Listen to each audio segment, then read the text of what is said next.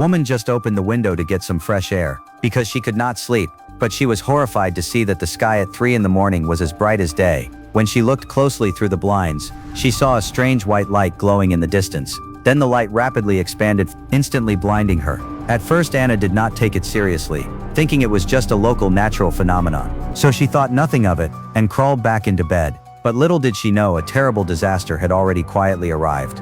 Early the next morning her boyfriend came to wake her up, but just as they were about to go eat breakfast, they found the hotel restaurant completely empty.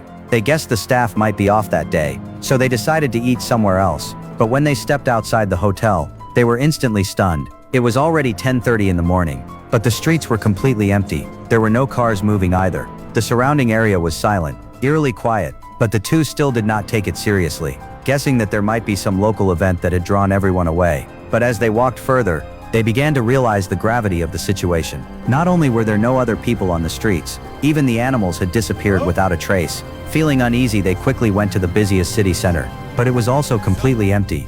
Hello?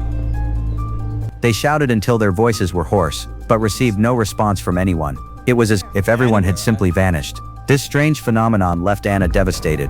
Where had everyone gone? Then Frank suddenly remembered the television news. With such a huge event happening, the news would surely be covering it non-stop. But when Frank tuned to the news channel, all he saw was a blank, white screen. Nothing at all. Helpless, the two left the bar. They were now completely lost. If a virus had killed everyone, they should at least find bodies, but there was nothing forced by circumstance. They returned to their hotel. Frank immediately took out his laptop, trying to find answers, wrote online, but found that the news had all stopped from the day before.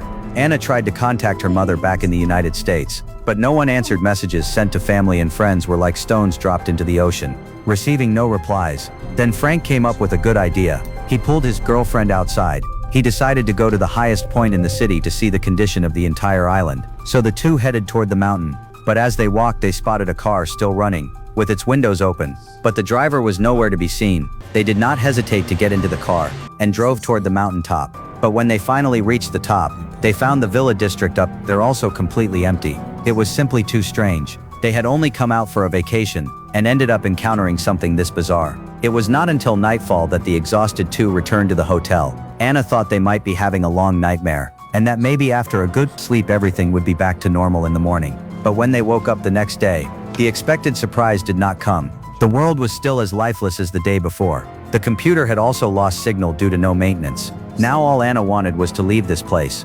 But Frank was at a loss. The only thing they could do was fill their stomachs, and then figure things out. So they went to the supermarket. Looking at the shelves full of all kinds of goods, they did not hesitate to grab several shopping carts full. Seeing that their previous car could not fit everything, Frank drove a luxury SUV out of a car dealership. But with so many items, the hotel refrigerator certainly could not hold them all. So they drove to a wealthy neighborhood, picked the biggest and most impressive house and moved in.